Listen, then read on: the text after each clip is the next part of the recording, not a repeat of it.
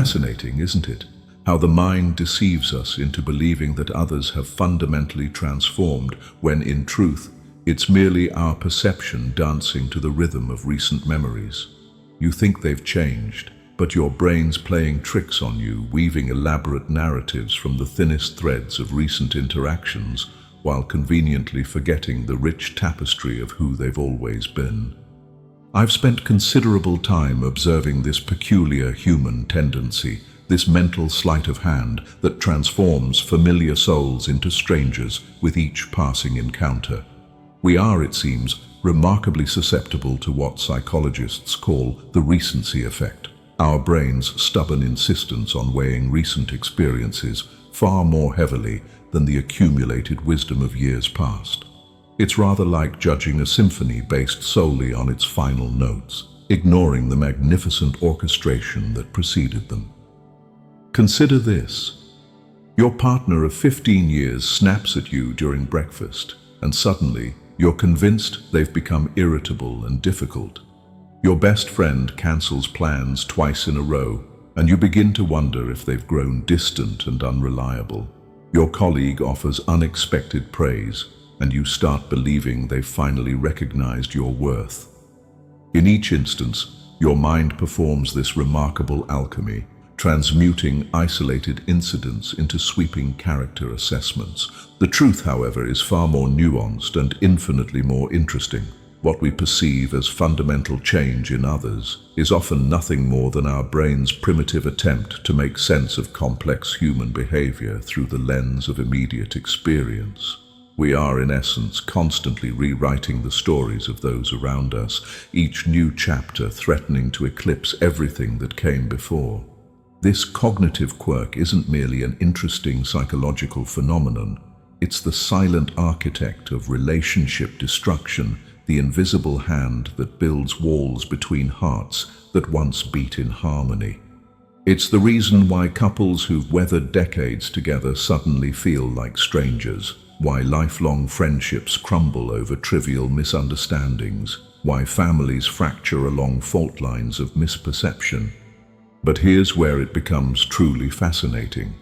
This same mental mechanism that can destroy relationships can also blind us to genuine transformation.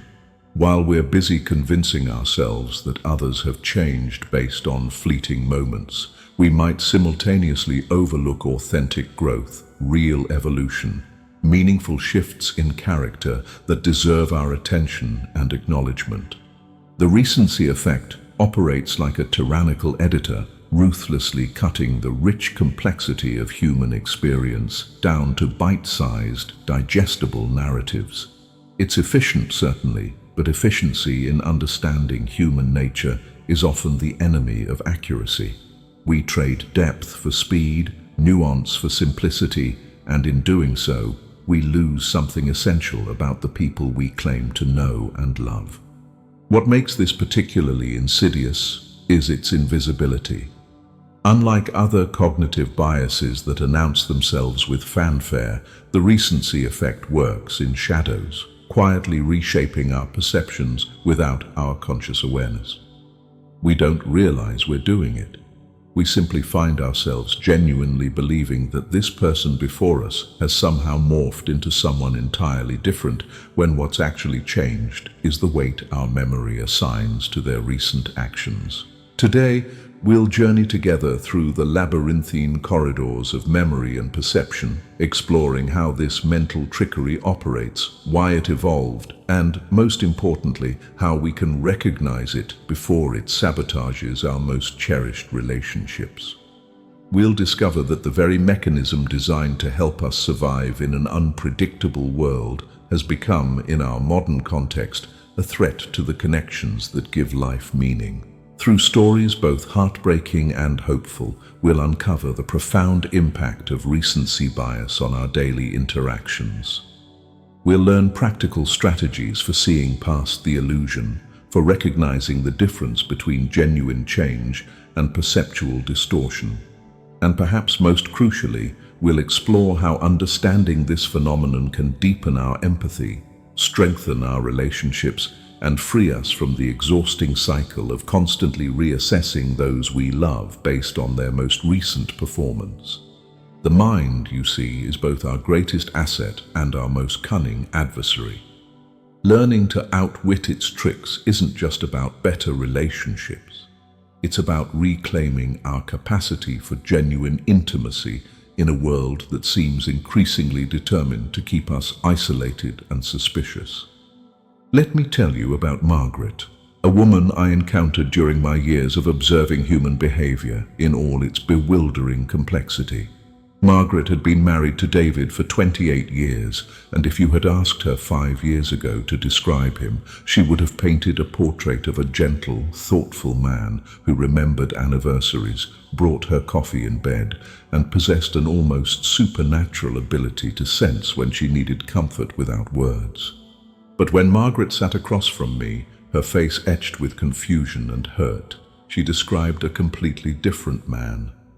"He's become so selfish," she said, her voice carrying the weight of perceived betrayal. "All he cares about is his retirement plans, his golf, his needs. I don't recognize the man I married." When I gently probed deeper, asking about specific incidents, the picture that emerged was fascinating in its revelation. 2 months prior, David had made a unilateral decision about their vacation destination, something he'd never done before. 3 weeks later, he'd forgotten to pick up her prescription from the pharmacy, leaving her without medication for the weekend. Just the previous week, he'd scheduled a golf game during what had traditionally been their Saturday morning coffee ritual. These 3 incidents, occurring in rapid succession after years of considerate behavior, had somehow rewritten Margaret's entire perception of her husband's character. What Margaret's mind had done was remarkable in its efficiency and devastating in its inaccuracy. The recency effect had seized upon these recent disappointments and used them as a lens through which to reinterpret not just David's current behavior, but retroactively color her memories of their entire relationship. Suddenly his thoughtfulness seemed calculating, his gentleness appeared performative, his love felt conditional. But here's what made Margaret's story particularly poignant. David hadn't fundamentally changed at all. He was navigating the anxiety of approaching retirement, dealing with his own father's declining health, and struggling with a medication change that affected his memory, none of which he'd shared with Margaret because he didn't want to burden her. His recent behavior was indeed different, but it was situational, temporary, a response to circumstances rather than a revelation of his true character. The tragedy wasn't that David had become selfish. It was that Margaret's brain had convinced her that 28 years of evidence about his character should be discarded in favor of 8 weeks of atypical behavior. The recency effect had stolen her ability to see her husband clearly, replacing intimate knowledge with hasty judgment. I've witnessed this phenomenon countless times, each instance a small tragedy of misperception. There's the story of Jonathan, who became convinced his teenage daughter had transformed from a loving child into a hostile stranger, when in reality she was simply displaying the normal developmental behavior of adolescence, made more pronounced by recent academic stress. Jonathan's mind had taken her recent eye-rolling, short responses and bedroom-dwelling tendencies and crafted a narrative of fundamental personality change. Or consider the case of Patricia, who decided her lifelong friend had become fake and superficial after the friend seemed unusually upbeat and positive during their last few encounters. What Patricia didn't know was that her friend was actively practicing gratitude and optimism as part of therapy for depression. The recent fake cheerfulness was actually a sign of healing, but Patricia's recency-biased perception interpreted it as evidence of character deterioration. Perhaps most heartbreaking was the situation with elderly Walter, who became convinced that his son had grown cold and distant because recent visits had been brief and seemingly distracted. Walter's mind had transformed 35 years of devoted sonship into evidence of indifference, all because recent interactions had been colored by his son's overwhelming stress from a messy divorce and job loss. The recency effect had made Walter feel unloved precisely when his son needed his understanding most. Each of these stories reveals the same psychological pattern. Our brains, designed for survival in environments where recent threats demanded immediate attention, continue to apply this same urgency to emotional and relational assessment. We evolved to notice if the usually peaceful neighboring tribe had recently become aggressive, but this same mechanism now causes us to believe our spouse has become unloving because they've been distracted by work pressures for the past month. The emotional stakes couldn't be higher. When we allow the recency effect to govern our perceptions of others, we don't just misunderstand them. We often withdraw our love, support, and understanding precisely when they might need it most. We create self-fulfilling prophecies where our changed behavior toward them, based on our misperceptions, actually causes them to change in response to our withdrawal. Understanding the recency effect isn't about making excuses for genuine problematic behavior or ignoring real relationship issues.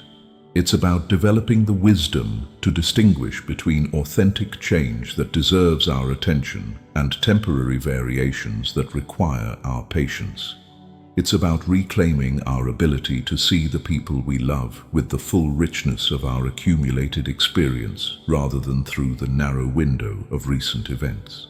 The first step in overcoming the recency effect requires what I call temporal perspective, consciously expanding your time horizon when evaluating someone's behavior. When you find yourself thinking that someone has changed, resist the immediate urge to accept this assessment as fact. Instead, ask yourself, what evidence am I using to reach this conclusion, and what time frame am I considering? Create what I term a relationship inventory. This isn't a cold, clinical exercise, but rather a warm reminiscence of who this person has shown themselves to be over time. Think back 6 months, a year, 5 years. What patterns emerge when you consider their behavior across these longer periods? Often you'll discover that what seemed like fundamental change is actually a temporary deviation from their established character. The key is specificity. Don't just think they used to be nice. Instead, remember specific instances of their kindness, their generosity, their love. Recall the time they drove 3 hours to comfort you after your job loss, the way they always remember your mother's birthday, their habit of saving you the last piece of dessert. These specific memories serve as anchors, preventing your perception from drifting too far based on recent turbulence. Second, practice what psychologists call situational attribution, actively looking for external factors that might be influencing someone's behavior. Humans are remarkably consistent in their core personalities, but we're also highly responsive to circumstances. When someone seems different, become a detective of their current life situation. Are they facing unusual stress at work? Have there been changes in their health, their family situation, their financial circumstances? Are they dealing with seasonal depression, medication changes, or life transitions? This doesn't mean making excuses for inappropriate behavior, but rather recognizing that temporary behavioral changes often have temporary causes. The gentle husband who's become irritable might be dealing with chronic pain he hasn't mentioned. The usually punctual friend who's been running late might be managing a family crisis. The typically positive colleague who seems negative might be struggling with personal challenges. Third, implement what I call pattern interruption, actively challenging your recency-biased thoughts when they arise. When you catch yourself thinking, they've become so, stop and complete this sentence instead. Recently, I've noticed, but historically, they've been. This simple linguistic shift forces your brain to acknowledge both recent observations and historical patterns. For example, instead of "Margaret has become so demanding," try Recently, I've noticed Margaret making more requests, but historically, she's been quite independent and considerate of others' time. This reframing doesn't invalidate your recent observations, but it contextualizes them within a broader understanding of who Margaret is. Fourth, practice direct communication before drawing conclusions. The recency effect thrives in the absence of information, filling gaps with assumptions based on limited recent data. When someone's behavior seems different, consider asking gentle, curious questions rather than making internal judgments. I've noticed you seem stressed lately. Is everything okay? Often reveals context that completely changes your interpretation of their recent behavior. This approach serves multiple purposes. It provides you with more complete information, it demonstrates care and concern for the other person, and it prevents the kind of emotional withdrawal that can damage relationships based on misunderstandings. Remember, your goal isn't to be right about your perceptions, but to maintain connection and understanding. Fifth, develop what I call emotional archaeology, the practice of digging deeper into your own reactions when you perceive change in others.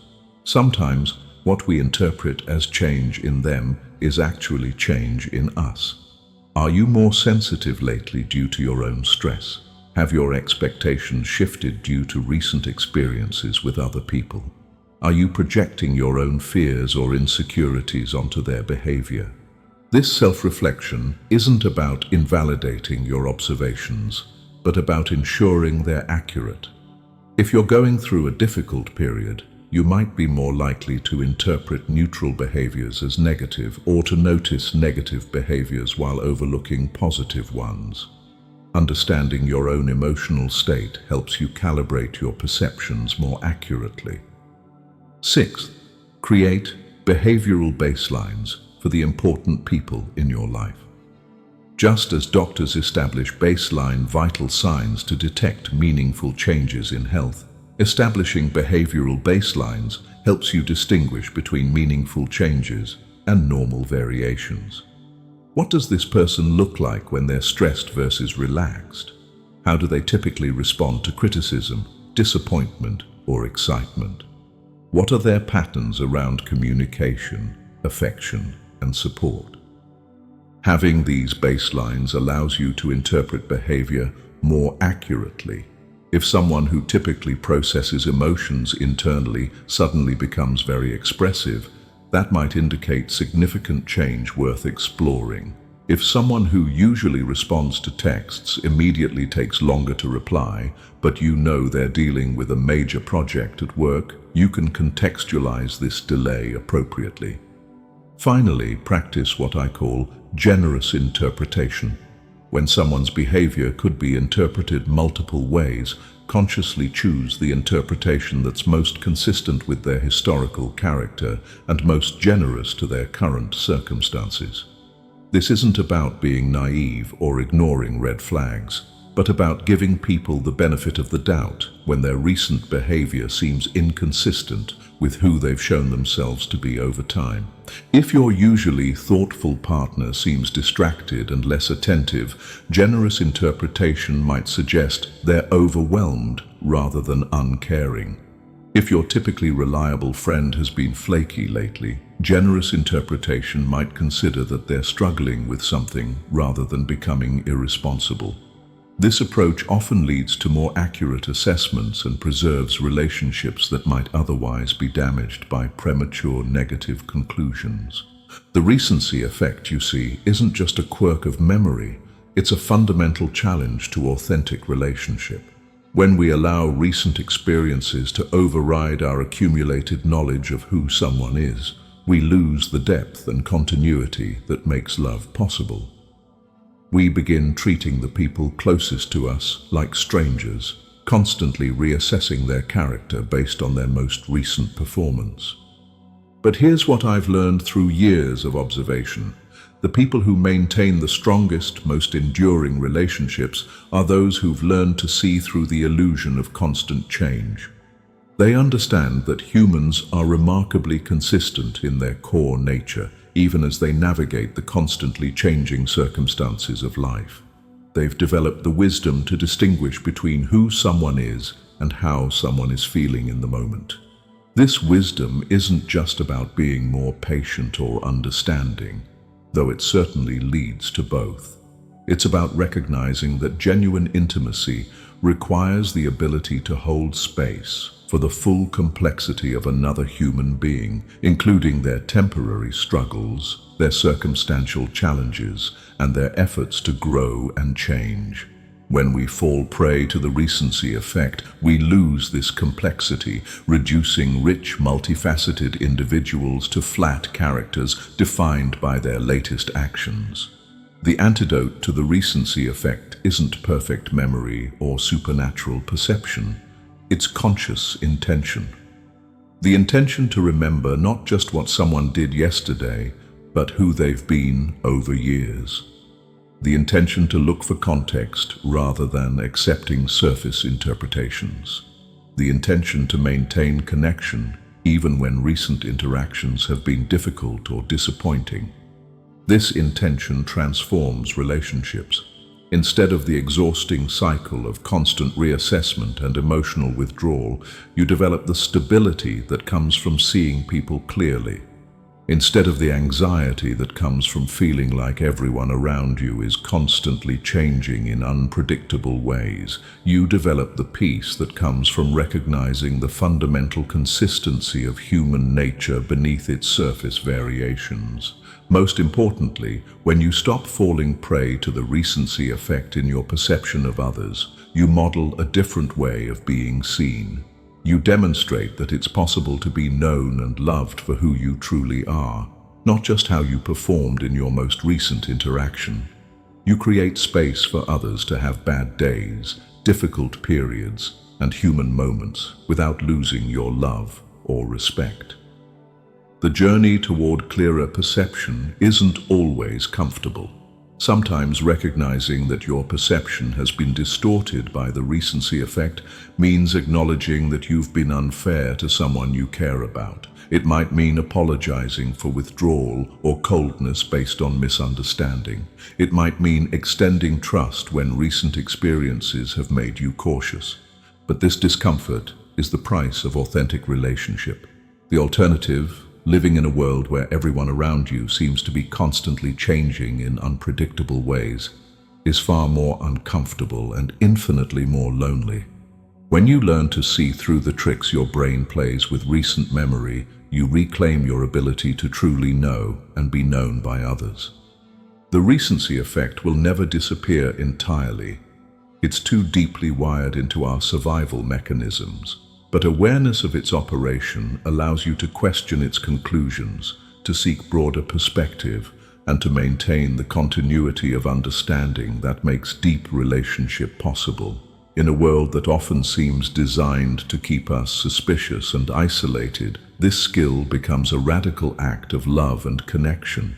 Remember Margaret and David, whose 28-year marriage nearly crumbled under the weight of 8 weeks of atypical behavior? When Margaret learned to recognize the recency effect in her own thinking, everything changed. She began to see David's recent behavior not as evidence of fundamental character change, but as a temporary response to temporary circumstances. Instead of withdrawing, she moved closer. Instead of assuming the worst, she asked questions. Instead of ending their story, she deepened it.